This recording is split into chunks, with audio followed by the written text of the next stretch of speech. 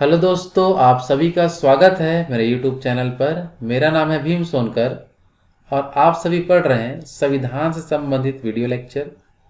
संविधान से संबंधित हमारा 7 वीडियो अपलोड हो चुका है, जिसमें हम अनुच्छेद 45 तक कंप्लीट कर चुके हैं और यह हमारा संविधान से संबंधित 8वां वीडियो लेक्चर है, जिसमें हम पढ़ेंगे अनुच्छेद 36 से लेकर अनुच्छेद 51 तक के बारे में।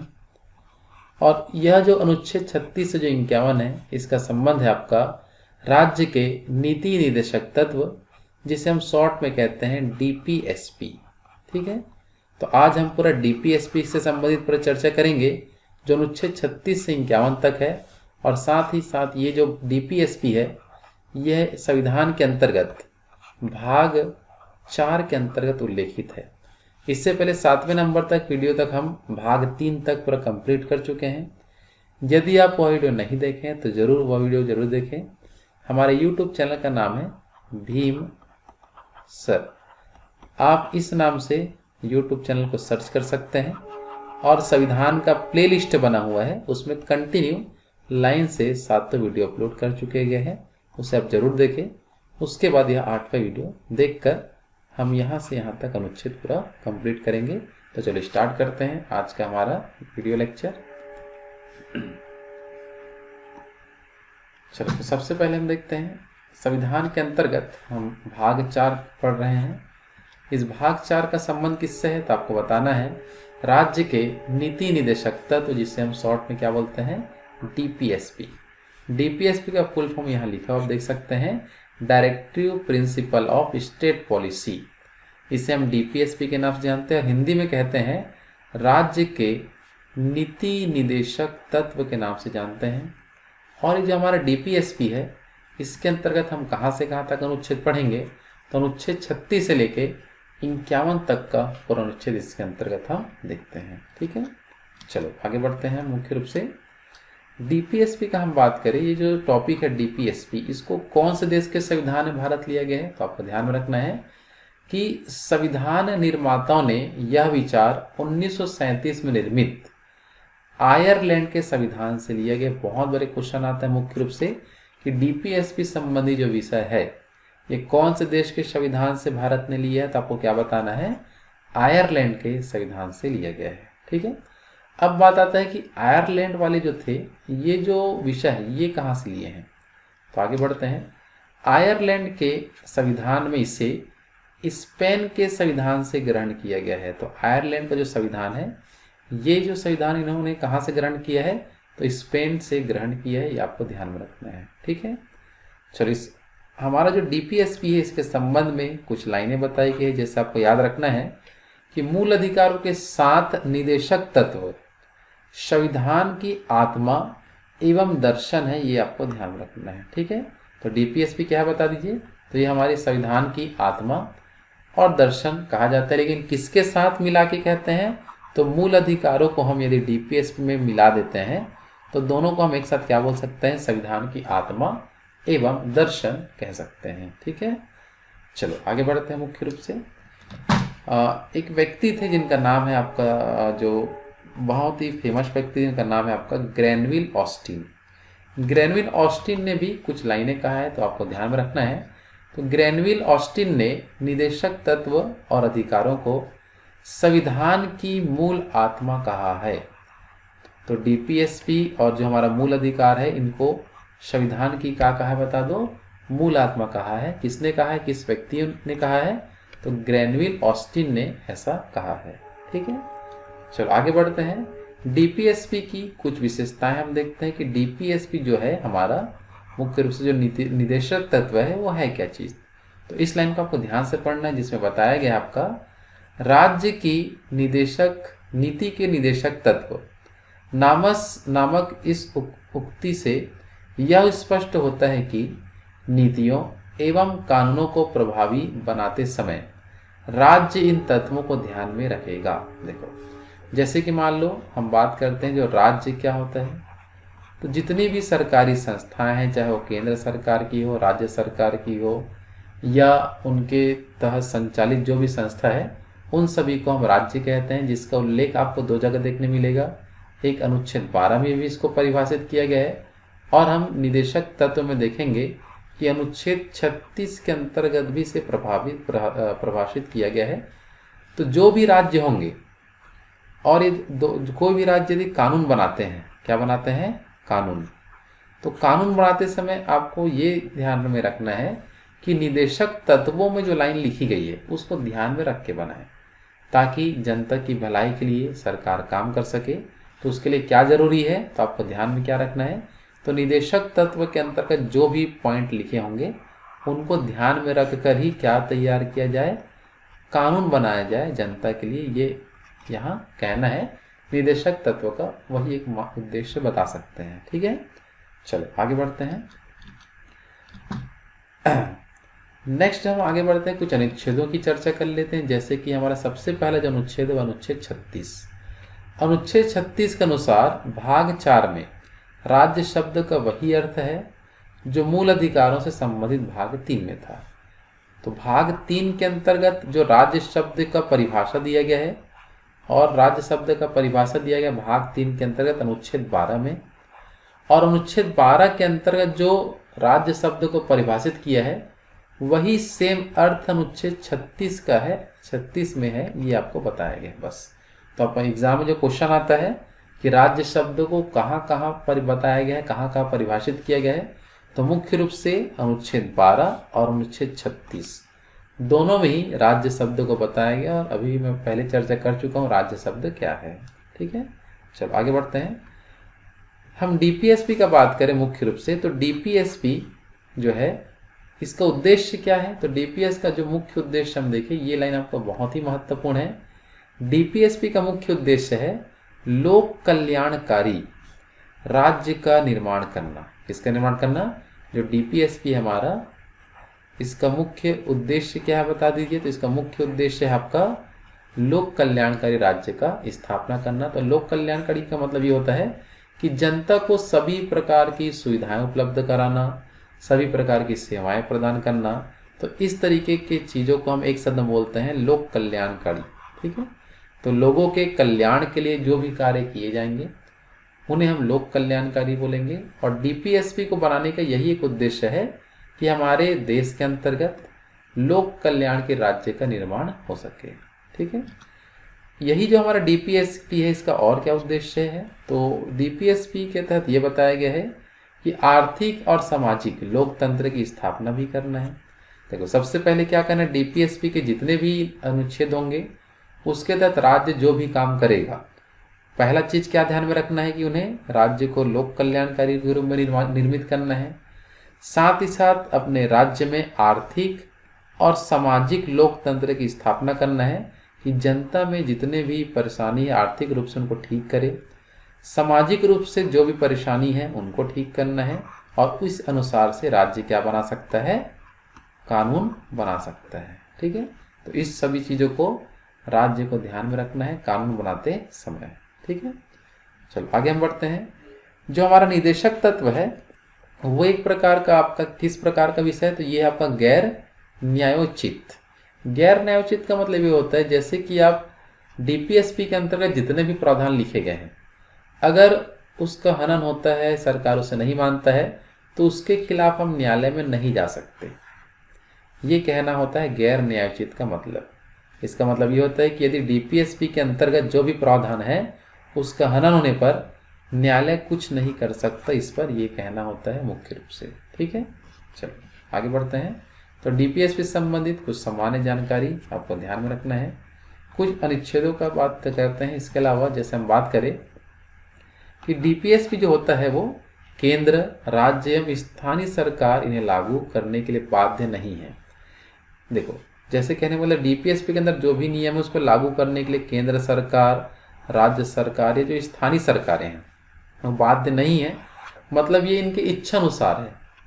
अगर बाध्य होता तो उन्हें लागू करना ही पड़ता। इसके अंतर्गत हम आगे जो भी नियम देखेंगे, जो भी प्रावधान देखेंगे, इसको लागू करना बाध्य नहीं है। मतलब राज्य सरकारें जब चाहेगी तब लागू करेगी और जब नहीं चाहेगी तो नहीं करेगी। इसका मतलब ये है, आपको ध्यान में रखना है। ठीक है, तो ये क्वेश्चन जो होता है आपका कथन निष्कर्ष में आता है, तो ये लाइन बहुत बार क्वेश्चन आ चुका है। तो इसको आपको ध्यान में रखना है। ठीक है, कि बाध्य है कि सरकारें इसको लागू करने के लिए, तो बाध्य नहीं है। अनुच्छेद 37 में कुछ लाइनें कही गई, जैसे आप देखेंगे कि निदेशक तत्व देश के शासन में मूलभूत है और विधि बनाने में इन मूल तत्वों को लागू करना राज्य का एक कर्तव्य है। तो डीपीएसपी के अंतर्गत जितने भी प्रावधान दिए गए हैं वो एक प्रकार का कर्तव्य है। किसका कर्तव्य है? राज्य का। कि राज्य जब भी कानून बनाएगा, जब भी विधि बनाएगा, तो उसका कर्तव्य है कि वो डीपीएसपी को ध्यान में रख के ही बनाए। ये अनुच्छेद 37 कहता है। ठीक है, तो ये किसका कर्तव्य होता है बता दीजिए? तो ये राज्य का कर्तव्य है। ठीक है, चलो आगे हम देखते हैं। देखो, अभी तक हम केवल 2 ही अनुच्छेद समझे हैं। अनुच्छेद 36 से देखो 51 तक हमें टोटल पढ़ना है। तो अनुच्छेद 36 से 51 तक हमें जो पढ़ना है उसमें हम 2 ही अनुच्छेद समझे हैं। अनुच्छेद 36 में राज्य शब्द की परिभाषा दिया गया है और अनुच्छेद 37 में बताया गया है मुख्य रूप से कि डीपीएसपी के अंतर्गत जो भी नियम कानून होंगे इसको मानना ना मानना ये किसका कर्तव्य होता है? तो राज्य का कर्तव्य है, ऐसा अनुच्छेद 37 कहता है। ठीक है, चलो अनुच्छेद 37 के बाद हम कुछ आगे बढ़ते हैं। अनुच्छेद 37 के बाद आप देखेंगे कि जो हमारा जो डीपीएसपी है, जो नीति निदेशक जो तत्व है, इसका कुछ वर्गीकरण किया गया, इसको समझेंगे। तो मुख्य रूप से हम बात करें तो संविधान में ऐसा कुछ वर्गीकरण नहीं है, हम अपनी सुविधा के लिए किए हैं। तो यहाँ देखो लिख दिया हमें कि हालांकि संविधान में इनका वर्गीकरण नहीं किया गया है, लेकिन इनकी दशा एवं दिशा के आधार पर इन्हें 3 व्यापक श्रेणियों में बांटा गया है। कितने श्रेणियों में बांटा गया है? 3 श्रेणी में हम डीपीएसपी को बांट सकते हैं अध्ययन की सुविधा के लिए, या इनकी जो भी क्वालिटी है, सेम टाइप की क्वालिटी को हम सेम जगह पढ़ते हैं। तो इस हिसाब से हम डीपीएसपी में जो अनुच्छेद 36 से लेकर 51 तक के जो प्रावधान है उनको हम कितने श्रेणी में बांटते हैं? तो इनको हम बांटते हैं कुल 3 श्रेणियों में बांटते हैं, जिसमें पहला है हमारा समाजवादी, दूसरा है गांधीवादी और तीसरा है उदार बुद्धिजीवी। तो ये तीनों पॉइंट को हम पढ़ेंगे लाइन से कि ये सभी क्या चीज़ होते हैं। कि समाजवादी के अंतर्गत अनुच्छेद 36 से 51 तक के कौन से अनुच्छेद आएंगे, गांधीवादी में कौन आएगा, बुद्धिजीवी में कौन आएंगे, इस टाइप की चीज़ों को हम समझेंगे ध्यान से। ठीक है, तो सबसे पहले हम देखते हैं निदेशक जो तत्व के अंतर्गत समाजवादी सिद्धांत हमारा क्या है। ठीक है, तो समाजवादी सिद्धांत के अंतर्गत मुख्य 3 चीज़ों को ध्यान में रखना है। जैसे हम देखते हैं, सबसे पहला जो चीज़ है वो ये है कि सामाजिक एवं आर्थिक न्याय प्रदान करना राज्य के द्वारा। दूसरा जो है लोक कल्याणकारी राज्य की स्थापना का मार्ग प्रशस्त करना, ये भी समाजवादी सिद्धांत है। और तीसरा, ये राज्य को निर्देश देता है, जैसे डीपीएसपी के अंतर्गत जो भी चीज़ लिखे गए हैं ये किसे निर्देश दे रहा है? तो ये राज्य को निर्देश दे रहा है कि इस तरीके से आपको काम करना है। कि डीपीएसपी के अंतर्गत नागरिकों को जो भी सुविधाएं देना है वह क्या होगा, वो डीपीएसपी के अंतर्गत निर्देश देता है। किसको निर्देश देता है? राज्य को निर्देश देता है कि समाज को आगे बढ़ाना है तो किस अनुसार से हमें काम करना होगा, ये डीपीएसपी में हम समझेंगे। ठीक है, चलो, तो समाजवादी सिद्धांत के अंतर्गत 3 चीज़ों को ध्यान में रखना है। पहला, सामाजिक एवं आर्थिक न्याय प्रदान करना। दूसरा, लोक कल्याणकारी राज्य की स्थापना का मार्ग प्रशस्त करना। और तीसरा ये है कि ये राज्य को निर्देश देता है समाजवादी के सिद्धांत को लेके।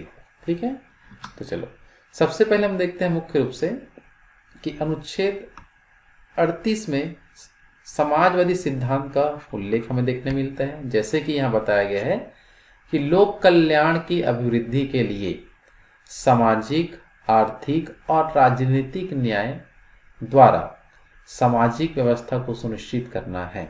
ठीक है, और आय, प्रतिष्ठा, सुविधाओं और अवसर की असमानताओं को समाप्त करना है।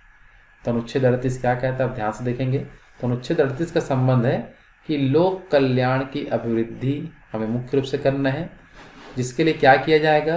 तो सामाजिक, आर्थिक और राजनीतिक न्याय द्वारा सामाजिक व्यवस्था सुनिश्चित करना है कि समाज में जो भी होंगे एक सुनिश्चित ढंग से किया जाएगा।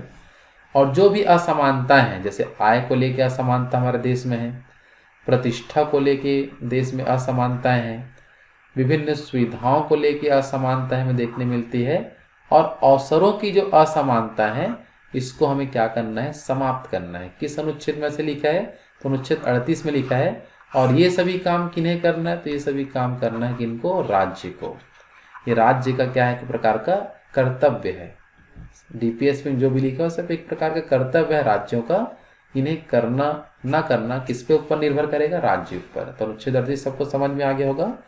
ये पहला चीज देखेंगे, लोक कल्याण की अभिवृद्धि में कार्य करेंगे और जो भी असमानताएं देश के अंतर्गत फैली गई है इन विषयों को लेके उन सभी को समाप्त करना किसका कर्तव्य होगा, तो ये सभी राज्य का कर्तव्य होगा। ठीक है, तो अनुच्छेद 38 सबको क्लियर होगा। एक बार फिर से अपन देख लेते हैं। अनुच्छेद 36 में हम देखें राज्य की परिभाषा। अनुच्छेद हम 37 का बात करते हैं मुख्य रूप से, तो इसमें बताया गया है कि डीपीएस में जो भी लिखा गया है सब राज्य का कर्तव्य होगा। और अनुच्छेद 38 हम देख चुके हैं कि लोक कल्याणकारी अभिवृद्धि करना है हमें। ठीक है, चलो आगे बढ़ते हैं। इसके बाद जो मुख्य जो हमारा जो प्रावधान है वो है आपका अनुच्छेद 39। तो अनुच्छेद 39 भी हमारा एक प्रकार का समाजवादी सिद्धांत पर काम करता है। देखो, समाजवादी सिद्धांत पर दो विषय काम करते हैं, पहला अनुच्छेद 38 और दूसरा अनुच्छेद 39। ये दो ऐसे अनुच्छेद हैं जो समाजवादी सिद्धांत पर कार्य करते हैं। ठीक है, चलो तो ये देखते हैं अनुच्छेद 39 में क्या क्या बताया गया। तो सबसे पहला अनुच्छेद 39 के तहत राज्य का कर्तव्य है कि सभी नागरिकों को जीवन के पर्याप्त साधन प्राप्त करने का अधिकार उन्हें प्राप्त होगा और यह देना राज्य का कर्तव्य होगा। दूसरा चीज हम बात करें तो इसमें लिखा है सामूहिक हित के लिए समुदाय के भौतिक संसाधनों का वितरण करना, कि देश के अंतर्गत या राज्य के अंतर्गत जितने भी भौतिक संसाधन हैं उसका हम सम वितरण करेंगे, समान वितरण करेंगे नागरिकों को देखते हुए। ठीक है, साथ ही साथ यहाँ बताया गया है कि पुरुषों और स्त्रियों को समान कार्य के लिए समान वेतन दिया जाना चाहिए। ये आपको ध्यान में रखना अनुच्छेद 39 के तहत। ठीक है, तो अनुच्छेद 39 क्या है, इसमें क्या क्या प्रावधान किए गए हैं। तो पहला लिखा है कि सभी नागरिकों को जीविका के पर्याप्त साधन प्राप्त करने का अधिकार उन्हें होगा। और ये सब उपलब्ध कौन कराएगा भाई, जीविका का साधन। तो ये सब उपलब्ध कराया जाएगा किसके द्वारा, राज्य के द्वारा। ठीक है, दूसरा हम बात करें तो इसमें लिखा है कि सामूहिक हित के लिए समुदाय के भौतिक संसाधनों का सम वितरण करना। जैसे मान लो कि किसी क्षेत्र में कोई मुख्य रूप से भौतिक संसाधन है तो इस भौतिक संसाधन का मुख्य रूप से समुदाय का क्या करना है बता दो, समान वितरण करना है कि सभी समुदाय को समान रूप से दिया जाए उनका लाभ। तीसरा देखने मिला पुरुषों और स्त्रियों को समान कार्य के लिए क्या दिया जाएगा, समान वेतन दिया जाएगा। ये प्रावधान भी इसमें देखने मिलता है। लेकिन ऐसा करना किसका कर्तव्य होगा, राज्य का। इस अगर ऐसा नहीं होता तो उसके लिए हम न्यायालय नहीं जा सकते, क्योंकि डीपीएसपी में जो चीज लिखा गया है उसके लिए हम कभी न्यायालय नहीं जा सकते। ये राज्य का कर्तव्य है, ऐसा करना है हमको। ठीक है, चलो आगे बढ़ते हैं। अनुच्छेद 39 के बाद अनुच्छेद 38 और 39 दोनों आपका समाजवादी सिद्धांत है। अब हम देखते हैं मुख्य रूप से गांधीवादी सिद्धांत। क्या पढ़ेंगे बता दो। गांधीवादी सिद्धांत में यह बताया गया कि गांधी जी के जो सपने हैं उनको डीपीएसपी के अंतर्गत जोड़ा गया है कि गांधी जी के जो सपने हैं इनको मुख्य रूप से राज्यों के द्वारा पूरा करना होता है मुख्य रूप से। तो उसी चीज का हम देखते हैं क्या क्या प्रावधान इसमें किया गया है। तो इसमें हम देख सकते हैं कि गांधी जी के सपनों को साकार करने के लिए उनके कुछ विचारों को निदेशक तत्वों में शामिल किया गया है। तो डीपीएसपी के अंतर्गत जो भी हमें आगे प्रावधान देखने मिलेंगे, ठीक है ना, डीपीएसपी के अंदर जो भी प्रावधान देखने मिलेंगे तो उसमें गांधी जी के जो सपने थे उनको भी इसके अंतर्गत रखा गया है। और सबसे बड़ा गांधी जी का सपना था जो अनुच्छेद 40 में बताया गया है, जो है ग्राम पंचायत या पंचायतों का गठन। ये बहुत ही इंपॉर्टेंट क्वेश्चन है। तो अनुच्छेद 40 के तहत ग्राम पंचायतों का गठन और उन्हें आवश्यक शक्ति प्रदान कर स्व सरकार की इकाई के रूप में कार्य करने की शक्ति प्रदान करना। तो मुख्य रूप से हम बात करें तो अनुच्छेद 40 के तहत किसका गठन किया जाता है, तो ग्राम पंचायतों का गठन किया जाता है। ये आपको ध्यान में रखना है। और गांधी जी का सपना था कि हर एक क्षेत्र में भारत के अंतर्गत क्या होना चाहिए, ग्राम पंचायत होना चाहिए। अनुच्छेद 40 में लिखा गया था। लेकिन ये प्रकार का राज्य का कर्तव्य है कि पंचायतों का स्थापना करना है कि नहीं करना है। लेकिन कुछ हम आगे देखेंगे, मुख्य रूप से 73वां संविधान संशोधन और 74वां संविधान संशोधन। तो 73वां संविधान संशोधन के तहत पंचायतों का गठन किया जाता है संवैधानिक रूप से, और अनुच्छेद 74वां जो संविधान संशोधन है इसमें नियम लिखा गया कि मुख्य रूप से नगरीय निकाय का स्थापना करना है। तो ये हम आगे चल के कवर करेंगे। तो अभी हम डीपीएसपी के अंतर्गत बात करें, अनुच्छेद 40 क्या है तो सबको याद रहेगा। तो अनुच्छेद 40 के तहत किसका गठन किया जाता है, तो ग्राम पंचायतों का गठन किया जाता है। और यह किसका सपना था, तो ये गांधी जी का सपना था, इसलिए इसको गांधीवादी सिद्धांत के अंतर्गत रखते हैं। ठीक है। इसके अलावा गांधी जी का सपना ये भी था मुख्य रूप से, जो अनुच्छेद 43 में हमें देखने मिलता है, और वो ये है कि ग्रामीण क्षेत्रों में कुटीर उद्योगों, व्यक्तिगत या शाकाहारी के आधार पर कुटीर उद्योगों को प्रोत्साहन देना। तो जितने भी इस प्रकार से देख सकते हैं, हमारा जो कुटीर उद्योग दिख रहा होगा आपको चित्र में, जो घरों से बनाया जाता है, घरों से जो भी होममेड जितने भी वस्तुएं होती हैं उनका निर्माण करना और आसपास उनको बेचना और लाभ कमाना, ये सब हमको किस में देखने मिलता है, तो ये सब देखने मिलेगा कुटीर उद्योगों में। ठीक है। तो हर एक क्षेत्र में कुटीर उद्योगों को प्रोत्साहन देना है, ऐसा गांधी जी का सपना है, जिसे अनुच्छेद 43 के अंतर्गत रखा गया है। ठीक है। तो सबसे पहले देखिए, गांधी जी के सपने पर आधारित गांधीवादी सिद्धांत अनुच्छेद 40 के तहत ग्राम पंचायतों का गठन और अनुच्छेद 43 के तहत कुटीर उद्योगों को प्रोत्साहन दिया जाता है राज्य के द्वारा। ठीक है। चलो आगे बढ़ते हैं। गांधीवादी सिद्धांत के अंतर्गत ही हम आगे बात करते हैं मुख्य रूप से अनुच्छेद 46। अनुच्छेद 46 के अनुसार बताया गया है कि जितने भी आपके अनुसूचित जाति एवं जनजाति और समाज के कमजोर वर्गों के शैक्षणिक एवं आर्थिक हितों को प्रोत्साहन और सामाजिक अन्याय एवं शोषण से सुरक्षा दिलाना है। तो आप देख सकते हैं चित्र में, यहाँ पास जितने भी हमारे एसटी एससी वर्ग के लोग होंगे मुख्य रूप से, तो एसटी एससी वर्ग के जो लोग होंगे या जो भी कमजोर लोग हैं, उनको हमें शैक्षणिक रूप से और आर्थिक रूप से मुख्य रूप से प्रोत्साहन देना है, और उन पर यदि कुछ शोषण हो रहा होगा तो शोषण से हमें उनको सुरक्षा देना है मुख्य रूप से। ये आपको ध्यान में रखना है। ऐसा कहाँ लिखा है अनुच्छेद 46 में कि एसटी एससी या जो भी कमजोर वर्ग के लोग होंगे उन्हें मुख्य रूप से प्रोत्साहन दिया जाएगा आर्थिक रूप से और शैक्षणिक रूप से, ऐसा नियम अनुच्छेद 46 में। और ऐसा करना सरकार के ऊपर है, राज्य के ऊपर है, ऐसा कार्य उन्हें करना है। ठीक है। चलो आगे बढ़ते हैं। अनुच्छेद 46 के बाद अनुच्छेद 47 में कुछ गांधीवादी सिद्धांत का उल्लेख किया गया, जैसे कि स्वास्थ्य के लिए नुकसानदायक नशीली दवाओं, मदिरा, ड्रग्स के औषधि प्रयोजनों से भिन्न उपभोग पर प्रतिबंध लगाना है। तो अनुच्छेद 47 क्या समझ में आ पा रहा है सभी को कि हमें क्या चीज पर प्रतिबंध लगाना। तो आप चित्र में देख सकते हैं, जितने भी नशीले चीज हैं उस पर प्रतिबंध लगाना है, और प्रतिबंध किसको लगाना है, सरकार को या राज्य को। तो ये चीज अनुच्छेद 47 में लिखा है। इसे मानना ना मानना राज्य के ऊपर है, और इसे यदि नहीं माना जाता है तो हम न्यायालय जा भी नहीं सकते, क्योंकि ये डीपीएसपी के अंतर्गत लिखा है। अनुच्छेद 36 से लेकर 51 तक जो भी निर्देश हैं, जो भी अनुच्छेद है, उसके लिए हम न्यायालय नहीं जा सकते। तो ये भी हमारा प्रावधान आता है कि नशीले पदार्थों को पर प्रतिबंध लगाना है, ये केवल कर्तव्य है राज्यों का, और ना करने पर भी हम कुछ नहीं कर सकते, न्यायालय नहीं जा सकते। इस चीज को ध्यान में रखना है। ठीक है। लेकिन धीरे धीरे करके देखते हैं अपन भारत के अंतर्गत कुछ ऐसे राज्य हैं जहाँ नशीले पदार्थ बंद हैं, कुछ राज्य ऐसे हैं जहाँ नशीले पदार्थ चलते हैं, सरकार की तरफ से चलते हैं।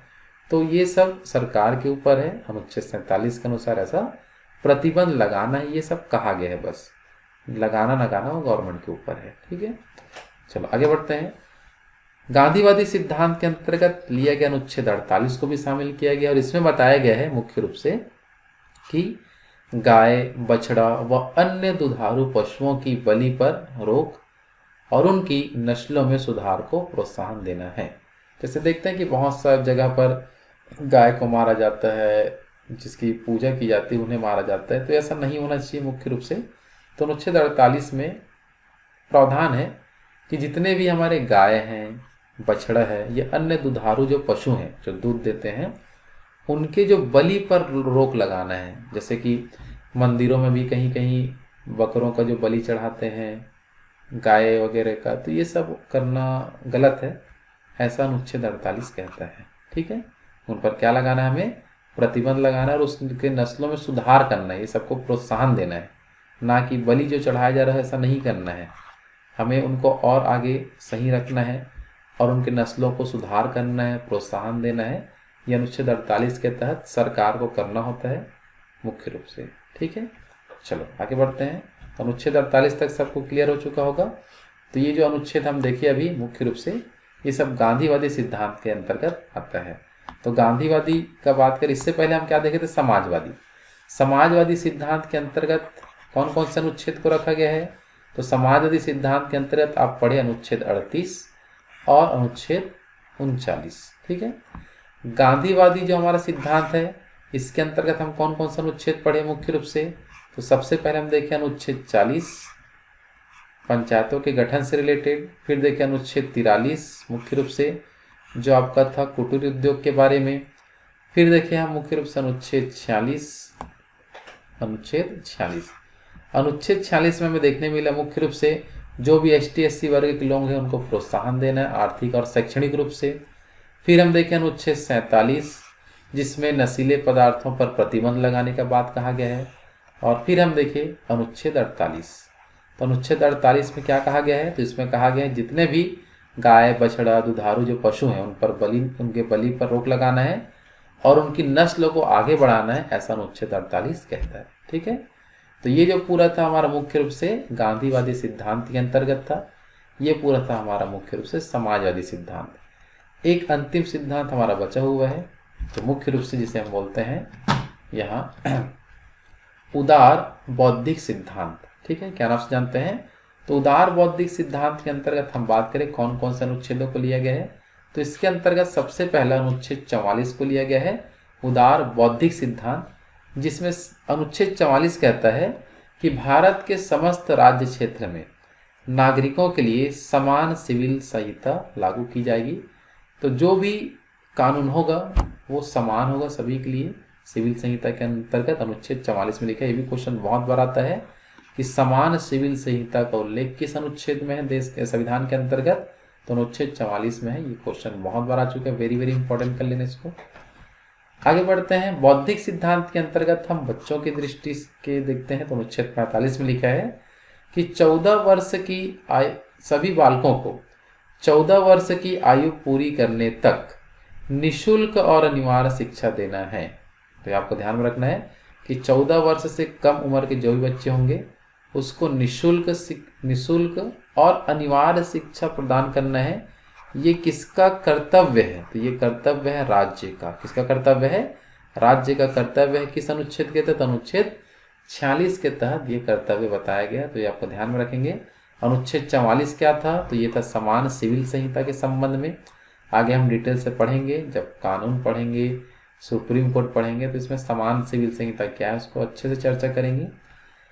आगे हम देखते हैं अनुच्छेद 45 क्या है, तो अनुच्छेद 45 में लिखा है कि 14 वर्ष से कम उम्र के जो भी बच्चे होंगे उनको निःशुल्क और अनिवार्य शिक्षा देना है। ये राज्य का कर्तव्य है और राज्य करे तो भी सही है, ना करे तो हम न्यायालय नहीं जा सकते। इस चीज को लेके आपको ध्यान में रखना है। ठीक है, आ रहा बात समझ में। लेकिन यही जो शब्द है हमारा एक प्रकार का मौलिक अधिकार भी बन चुका है। आप देखे होंगे जब मौलिक अधिकार हम पढ़ रहे थे तो अनुच्छेद 21 का आप ध्यान से देखिएगा। अनुच्छेद 21 का में ये बच्चों का मौलिक अधिकार बन चुका है। निःशुल्क शिक्षा, अनिवार्य शिक्षा जो विषय है वो मौलिक अधिकार भी है और एक प्रकार का DPSP में भी लिखा हुआ है अनुच्छेद 45 के अंतर्गत। ठीक है, तो ये कहाँ का लिखा है, अनुच्छेद 45 में भी है कि 14 साल से कम उम्र के बच्चों को निःशुल्क और अनिवार्य शिक्षा देना है, और साथ ही साथ अनुच्छेद 45 में भी बताया गया है। ठीक है, चलो आगे बढ़ते हैं। इसके बाद हम देखते हैं आगे मुख्य रूप से हमारे जो बौद्धिक दृष्टिकोण से हमारा जो चल रहा है उदार बौद्धिक सिद्धांत, इसमें जो हमारा नेक्स्ट जो अनुच्छेद है अनुच्छेद 48, इसमें बताया गया है कि कृषि और पशुपालन को आधुनिक और वैज्ञानिक प्रणालियों से किया जाएगा। क्योंकि हम जो पढ़ रहे हैं मुख्य रूप से बौद्धिक सिद्धांत, तो जितना भी बुद्धि का जो प्रयोग कर सकते हैं किसी भी चीज में, उन सभी को इसके अंतर्गत शामिल किया गया। जो और ये सब काम किन्हें करना है, तो राज्यों को करना है। तो अनुच्छेद 48 में लिखा है कि राज्य जब कार्य करेगा कृषि के संबंध में या पशुपालन के संबंध में, तो किस चीज को अपनाना है उनको, तो आधुनिक और वैज्ञानिक प्रणालियों को अपनाते हुए कृषि और पशुपालन करेंगे, ताकि हम अच्छे से और सही ढंग से ये काम कर सके और कृषि में ज्यादा से ज्यादा हम फसल बो सके।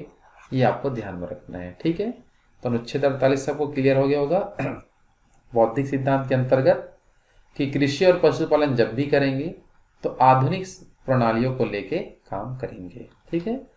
आगे हमारा आता है अनुच्छेद 48A। इसमें लिखा है कि पर्यावरण का संरक्षण तथा संवर्धन करना है और वन तथा वन्य जीवों की रक्षा करना है। तो हमारा जो वातावरण है, हमारा जो पर्यावरण है, इनका संरक्षण करना राज्य का कर्तव्य होगा और इनको बढ़ाना भी है, इनका संवर्धन भी करना है। साथ ही साथ वन क्षेत्र में वनों का और वन्य जीवों का भी हमें रक्षा करना है। यदि वनों की कोई कटाई करता है तो उसको कटाई करने से रोकना है, कटाई करना मना है, ताकि हमारे पर्यावरण को प्रभावित ना पड़े, ठीक है। तो अनुच्छेद 48A क्या कहता है हमें, तो ये कहता है कि राज्य का कर्तव्य होगा कि पर्यावरण का संरक्षण करना है, उनका संवर्धन करना है और जो भी हमारा जो फॉरेस्ट क्षेत्र है, वन क्षेत्र है, वहाँ वन और वन्य जीवों की रक्षा करना है। वन की भी रक्षा करना है, ये आपको याद में रखना है। और उनमें निवास करने वाले जो वन्य जीव हैं उनकी भी रक्षा करना राज्य का कर्तव्य है। ऐसा प्रावधान अनुच्छेद 48A में नियम लिखा गया है, ठीक है। चलो आगे बढ़ते हैं। इसके अलावा हम बात करें तो आप देख सकते हैं चित्र के अंतर्गत जितने भी हमारे मुख्य रूप से जो ऐतिहासिक धरोहर है उनको हमें संरक्षण प्रदान करना है। ये राज्य का एक कर्तव्य होता है अनुच्छेद 49 के तहत। जितने भी ऐतिहासिक धरोहर है, स्मारक है, ऐतिहासिक दृष्टि से महत्वपूर्ण स्थान है, तो इन सब का संरक्षण करना किसका कर्तव्य है बता दीजिए, तो राज्य का कर्तव्य है। किस अनुच्छेद में लिखा है, तो अनुच्छेद 49 में ये विषय लिखा हुआ है, ठीक है। तो अनुच्छेद 49 क्या सबको क्लियर हो गया होगा, इसमें हम ऐतिहासिक धरोहरों का संरक्षण करते हैं, ठीक है। आगे बढ़ते हैं हम अनुच्छेद 50 की ओर। इसमें लिखा गया है मुख्य रूप से कि राज्य की लोक सेवाओं में न्यायपालिका को कार्यपालिका से पृथक करना है। ऐसा अनुच्छेद 50 में लिखा है, ठीक है। तो अनुच्छेद 50 क्या सबको क्लियर होगा कि न्यायपालिका को कार्यपालिका से क्या करना है, पृथक करना है। जैसे अपन एक उदाहरण देखते हैं, जैसे हम बात करें अभी मुख्य रूप से एक पद आता है हमारा सिविल सेवा में, एसडीएम। एसडीएम जो पद है ये मुख्य रूप से 2 प्रकार का कार्य करता है, ठीक है। ये मुख्य रूप से हमारा कार्यपालिका का भी कार्य करता है और यही न्यायपालिका का भी कार्य करता है, याद रखना है। जब कार्यपालिका संबंधी ये कार्य करता है तो इसको हम बोलते हैं एसडीओ। क्या बोलते हैं, एसडीओ, सब डिविजनल ऑफिसर। लेकिन जब न्यायपालिका से संबंधित ये कार्य करता है तब इसे हम बोलते हैं एसडीएम, सब डिविजनल मजिस्ट्रेट। तो आप देख सकते हैं कि हमारे जो सिविल सेवा संबंधी जो पद है एसडीएम, ये 2 प्रकार का कार्य कर रहे हैं। कार्यपालिका मतलब योजनाओं का भी संचालन करते हैं और न्याय क्षेत्र में भी क्या करते हैं, कार्य करते हैं। तो ये जो अनुच्छेद 50 में जो लिखा हुआ है, अनुच्छेद 50 में ये लिखा है कि ऐसा नहीं होना चाहिए कि दोनों पद पर कार्यपालिका वाले को अलग होना चाहिए और न्यायपालिका वाले को अलग होना चाहिए। ऐसा कुछ नियम आपको बनाना होगा अनुच्छेद 50 के तहत। ये आपका सरकार का कार्य है कि ऐसा करना है उनको, ठीक है। आर सभी को समझ में। ये अपन देख सकते हैं, तो एसडीएम का पद हो गया और एक हो गया मतलब कलेक्टर का जो पद होता है। जैसे हम जिसको कलेक्टर जो पद है हमारा, तो कलेक्टर पद भी 2 प्रकार का काम कर सकते हैं। जैसे हम जब कलेक्टर जो होता है, सिर्फ यदि हम कलेक्टर का बात करें, ठीक है ना, तो ये एक प्रकार का हमारा कार्यपालिका का पद है। लेकिन कलेक्टर को ही हम बोलते हैं डीएम। क्या बोलते हैं, डीएम, डिस्ट्रिक्ट मजिस्ट्रेट। तो ये न्यायपालिका का पद है। तो ये भी 2 काम कर रहा है, कार्यपालिका काम कर रहा है, न्यायपालिका काम कर रहा है, दोनों पद का काम कर रहा है। तो ऐसा नहीं होना चाहिए। किसके तहत, अनुच्छेद 50 के तहत ये नहीं होना चाहिए, ऐसा हमारा संविधान कहता है। जब ये दोनों पद पे अलग अलग लोग बैठे होते हैं तभी काम अच्छे से हो पाता है। अगर ये तो 2 ही पद है, बाकी अन्य जो पद है जिसकी हम चर्चा और नहीं करेंगे इसमें, लेकिन ऐसा अनुच्छेद 50 सबको क्लियर हो गया होगा कि इसमें क्या लिखा है। अनुच्छेद 50 हम ध्यान से देखेंगे तो इसमें आप समझना, इसमें लिखा है कि राज्य की लोक सेवाओं में न्यायपालिका को कार्यपालिका से पृथक करना है। ऐसा कौन सा अनुच्छेद में लिखा है? तो अनुच्छेद 50 में यह लिखा हुआ है। क्लियर है सभी को? आगे बढ़े। चलो नेक्स्ट है हमारा अनुच्छेद नंबर 51, जो इस भाग 4 का अंतिम अनुच्छेद है। अनुच्छेद 51। तो अनुच्छेद 51 क्या है, ध्यान से समझना। तो इसमें लिखा है अंतर्राष्ट्रीय शांति और सुरक्षा की अभिवृद्धि करना तथा राष्ट्रों के बीच न्यायपूर्ण और सम्मानपूर्ण संबंधों को बनाए रखना व अंतर्राष्ट्रीय विवादों को मध्यस्थ द्वारा निपटाने के लिए प्रोत्साहन करना। इसका मतलब यह है कि कहीं भी हमें विवाद उत्पन्न नहीं करना है, चाहे वो इंटरनेशनल लेवल का हो, चाहे स्टेट लेवल का हो या हमारा कंट्री लेवल का हो, कहीं भी हमें विवाद उत्पन्न नहीं करना है, ऐसा 51 कहता है। ठीक है, तो इसमें देख सकते हैं कि देश में अंतर्राष्ट्रीय शांति बना के रखना, सुरक्षा बना के रखना और विभिन्न राज्यों के बीच में मतभेद पैदा नहीं करना है हमें, ऐसा किसमें कहा गया? अनुच्छेद 51 में। तो ये किसका कर्तव्य है? तो ये राज्य का कर्तव्य है, ये बात को याद रखना है। ठीक है, तो ये हो गया हमारा मुख्य रूप से अनुच्छेद हम देख चुके हैं। 36 से लेकर 51 जो कितने भाग में बटा था? 3 भागों में, उसकी हम चर्चा कर चुके हैं। एक बार मैं बता देता हूँ कि कौन कौन से जो चीज़ें हैं वो किसके किसके अंतर्गत आता है मुख्य रूप से। तो हम अभी मुख्य रूप से देखें, 2 चीज़ तो पहले अपन पता कर चुके हैं। हमारा जो उदारवादी बौद्धिक सिद्धांत है इसके अंतर्गत कौन कौन से अनुच्छेदों को रखा गया? तो अनुच्छेद 44 जिसके तहत समान सिविल संहिता का संबंध बताया गया है। फिर हम देखें अनुच्छेद 45 जिसमें बच्चों को निःशुल्क अनिवार्य शिक्षा देना, 14 वर्ष से कम उम्र के बच्चों को। फिर हम देखें अनुच्छेद 48 जिसमें कृषि और पशुपालन को करने के लिए वैज्ञानिक प्रणालियों का उपयोग करना है। फिर हम देखें अनुच्छेद 48A जिसके अंतर्गत हम देखें कि पर्यावरण का संरक्षण करना है, उनका संवर्धन करना है और जितने क्षेत्र में वन और वन्यजीव रहते हैं उसकी रक्षा करना है। ठीक है, फिर हम देखें अनुच्छेद 49 जिसमें आप समझे कि जितने भी ऐतिहासिक धरोहर हैं उनको हमें संरक्षण प्रदान करना है। फिर हम देखें मुख्य रूप से अनुच्छेद 50 जिसमें लिखा है कि कार्यपालिका को न्यायपालिका से पृथक करना है। और अंतिम हम देखें अनुच्छेद 51 जिसमें हम देखें कि अंतर्राष्ट्रीय शांति और सुरक्षा बना के रखना राज्य का कर्तव्य है और राज्यों में मतभेद न हो इस हिसाब से उन्हें कार्य करना है, विवादों उत्पन्न नहीं करना है, ये हमें कहता है। ठीक है, चलो आगे बढ़ते हैं मुख्य रूप से। इसके बाद हम चर्चा करते हैं। तो ये जो डीपीएसपी हम देखें पूरे, ये एक प्रकार का इसकी आलोचना भी किया गया है। तो उसकी आलोचना किस संबंध में किया गया है मुख्य रूप से? तो डीपीएसपी की जो आलोचना की गई है ये किया गया है न्याय क्षेत्र को लेकर। केवल किस क्षेत्र को लेके? न्याय क्षेत्र को लेकर इसलिए किया गया है क्योंकि डीपीएसपी के अंतर्गत नीति निर्देशक तत्व के अंतर्गत जो 36 से 51 तक के जो अनुच्छेद हैं, अगर इसका हनन होता है, इसका क्या होता है? हनन होता है, तो हम न्यायालय नहीं जा सकते। इस चीज को लेके क्या किया गया है? आलोचना किया गया है। तो ये शब्द आपको ध्यान में रखना है। और केटी शाह नामक जो हमारे व्यक्ति हैं उन्होंने एक कथन कहा गया जो एग्जाम में अक्सर क्वेश्चन आता है कि डीपीएसपी अर्थात जो हम नीति निर्देशक जो तत्व है उस चेक के समान है जो बैंक की सुविधा पर निर्भर करता है। इसका मतलब ये है कि अगर राज्य मजबूत है आर्थिक रूप से तो ये वहाँ के नागरिकों को अच्छे तरीके से प्राप्त होता है। अगर ये मान लो राज्य कमजोर है तो वो अच्छे से प्राप्त नहीं हो सकता। यह हम और भी महत्वपूर्ण इसका रीज़न बता सकते हैं कि केटी शाह ने इसे ऐसा क्यों कहा था। ठीक है, तो आपको एग्जाम में एक लाइन बस लिखा होता है कि डीपीएसपी उस चेक के समान है जो बैंक की सुविधा पर निर्भर करता है। ऐसा किसने कहा था? तो केटी शाह नामक जो प्रोफेसर है उन्होंने कहा था। ये आपको ध्यान में रखना है। ठीक है, आ रहा बात समझ में?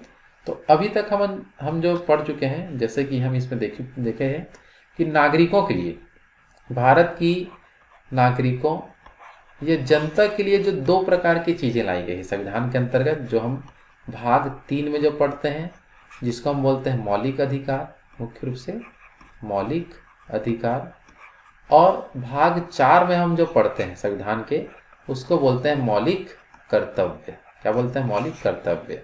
तो ये देखो दोनों ही चीज नागरिकों के लिए है, लेकिन इनमें बहुत अंतर है। तो इनमें अंतर भी हम समझेंगे कि मौलिक अधिकार भी नागरिकों के लिए बनाया गया है, जनता के लिए बनाया गया है, और जो हमारा कर्तव्य लिखा गया है भाग 4 में हमारा जो डीपीएसपी है ये भी हमारा नागरिकों के लिए ही बनाया गया है। तो दोनों में क्या अंतर है उसको हम ध्यान से समझते हैं एक एक करके। तो चलो स्टार्ट करते हैं। तो सबसे पहले हम बात करें मूल अधिकार और एक तरफ रखते हैं हम निदेशक तत्वों को। सबसे पहला जो इनमें अंतर है वो ये है कि मूल अधिकार ये जो है नकारात्मक विषय है, जैसे कि ये राज्य को कुछ मामलों पर कार्य करने से प्रतिबंधित कर सकता है। जैसे कोई राज्य है कुछ ऐसा काम करता है जिससे हमारा मूल अधिकार हनन हो रहा है, तो न्यायालय जो होगा उस पर प्रतिबंध लगा के वो काम करने को रोक सकता है। तो ये एक प्रकार का कौन सा विषय है? तो नकारात्मक विषय है।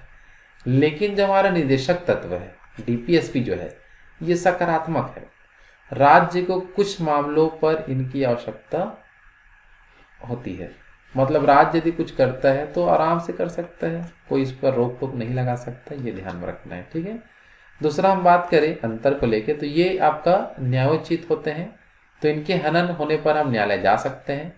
लेकिन निदेशक तत्वों का यदि हनन होता है तो न्यायालय नहीं जा सकते, क्योंकि ये क्या है तो आप इसे बताएंगे मुख्य रूप से कि ये जो है गैर न्यायोचित होते हैं, इनके कानूनी रूप से न्यायालय द्वारा लागू नहीं कराया जा सकता, और ये मुख्य रूप से लागू कराया जा सकता है, लेकिन इस पर न्यायालय नहीं जा सकते हम हनन होने पर। तीसरा हम बात करें तो मूल अधिकार जो है हमारा, इसका उद्देश्य देश में लोकतांत्रिक राजनीतिक व्यवस्था स्थापित करना है, जबकि निदेशक तत्वों के बारे में हम देखते हैं कि इनका उद्देश्य देश में सामाजिक एवं आर्थिक लोकतंत्र की स्थापना करना है। दोनों बात समझ आ रहा है? तो मूल अधिकार जो है एक प्रकार का, इसका उद्देश्य क्या होता है तो लोकतांत्रिक राजनीतिक व्यवस्था को स्थापित करना है, जबकि डीपीएसपी का उद्देश्य क्या है तो ये सामाजिक एवं आर्थिक लोकतंत्र की क्या करता है? स्थापना। ठीक है, चलो आगे बढ़ते हैं। तो जो हमारा मूल अधिकार है इसे कानूनी रूप से मान्यता है, लेकिन हम बात करें डीपीएसपी का तो इसको राजनीतिक रूप से मान्यता है। नैतिक एवं राजनीतिक रूप से क्या है? मान्यता। तो मुख्य रूप से राजनीति पे निर्भर करता है, राजनीतिक रूप से मान्यता है, जबकि ये कानूनी रूप से मान्यता रखता है। ठीक है, चलो आगे हम अंतर का बात करें तो हमारा मूल अधिकार जो है ये व्यक्तिगत कल्याण को प्रोत्साहित करता है, जो डीपीएसपी होता है ये समुदाय के कल्याण को प्रोत्साहित करता है। आगे हम देखते हैं तो ये जो है देश में हमारे स्वतः लागू रहता है, सभी नागरिकों के पास स्वतः लागू है, लेकिन यह स्वतः लागू नहीं होता, ये आपको ध्यान में रखना है। ये सरकार पर निर्भर करता है, ये राज्य पर निर्भर करता है इसे कब लागू करना है, लेकिन हमारा जो मौलिक अधिकार है वो तो लागू रहता है हमेशा। ठीक है, तो ये भी एक अंतर हम देख सकते हैं।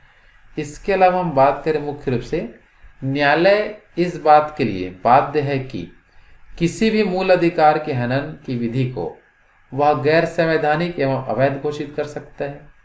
लेकिन हम बात करें निदेशक तत्वों का उल्लंघन करने वाली किसी विधि को न्यायालय असंवैधानिक और अवैध घोषित नहीं कर सकता। तो हम 36 से 51 तक जो भी चीज़ लिखे थे उसका उल्लंघन होने पर उसे अवैध घोषित नहीं किया जा सकता, ये चीज़ आपको ध्यान में रखना है।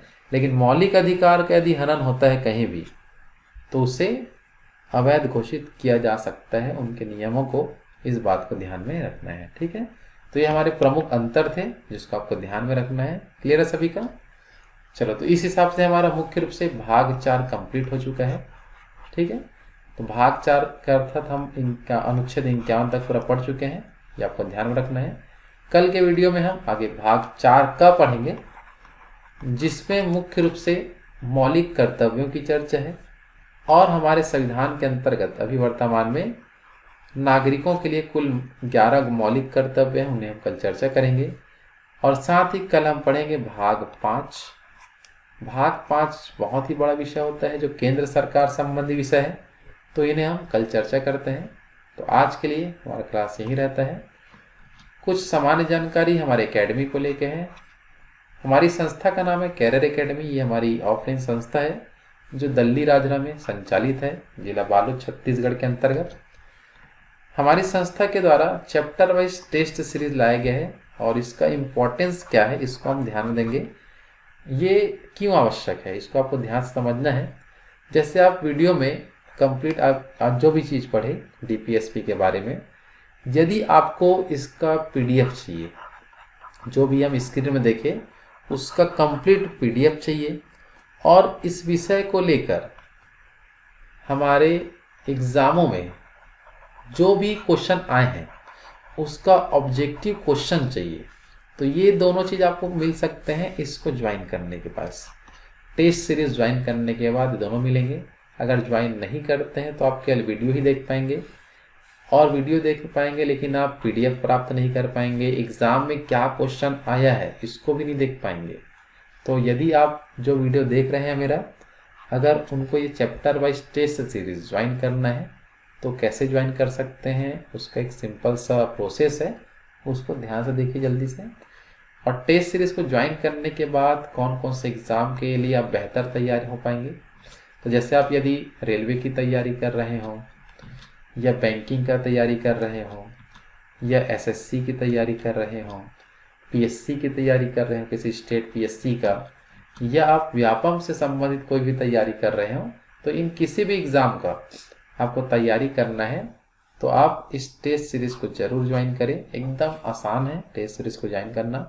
क्या क्या सुविधाएं दिए जाएंगे तो आपको लिख दिए गए, पहले बता चुका हूँ कि सभी विषय का PDF दिया जाएगा, सभी विषयों का ऑनलाइन टेस्ट लिया जाएगा। जैसे आप ज्वाइन करेंगे तो आपके मोबाइल में एक लिंक भेजा जाएगा, और लिंक चैप्टर वाइज रहेगा। जैसे आज हम जो पढ़े हैं तो कल उसका टेस्ट होता है, ठीक है। और आपके मोबाइल में पूरा वीडियो लिंक दिया जाएगा कि आपको देखो टेस्ट दिलाने से पहले आपको ध्यान क्या क्या देना है। जैसे आप इसको ज्वाइन करते हैं तो मुख्य रूप से सबसे पहली चीज़, आपके मोबाइल में पहले PDF और वीडियो डल जाएंगे, जिसको आप अच्छे से पढ़ेंगे, अध्ययन करेंगे, और उसके बाद ही आप क्या दिलाएंगे, टेस्ट। ये काम बिना किए टेस्ट दिलाने से कोई फ़ायदा नहीं होगा। तो पहले आप PDF वीडियो को पढ़ें, उसके बाद ही टेस्ट ज्वाइन कर सकते हैं। और ये वीडियो का आप अभी नहीं, आप कभी भी देखेंगे तो आप कभी भी ज्वाइन कर सकते हैं। आप ज्वाइन करोगे तो मैं सब चीज़ आपके मोबाइल में भेज दूंगा, ठीक है।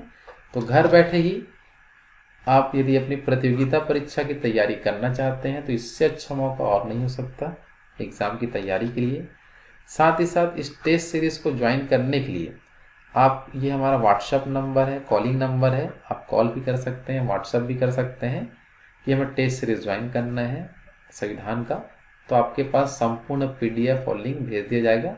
लेकिन इसके बदले ये जो हमारा मेहनत है, और इतनी मेहनत किया जाता है सबको बनाने में, तो उसके लिए कुछ चार्जेस रखा गया है। जैसे कि आपको प्रति माह 400 रुपये फीस पे करना होगा। और ये 400 रुपये फीस प्रति माह इसलिए बोल रहे हैं क्योंकि अभी तो संविधान के विषय चल रहे हैं। इसके बाद भूगोल, इतिहास, भौतिकी, रसायन, केमिस्ट्री, हर एक विषय इसमें चलेगा, और उस सब चीज़ का PDF आपको मिलेगा। तो जब तक ये चलेगा, जितने माह तक भी, तो आपको 400 रुपये पे करना है। और इतने कम शुल्क में इससे अच्छा जो पढ़ाई आपको नहीं मिल पाएगा, इसको ध्यान में रखना और इस सब का लाभ उठाना और एग्ज़ाम में सिलेक्शन लेना है, ठीक है। चलो, तो आज के लिए इतना ही, धन्यवाद।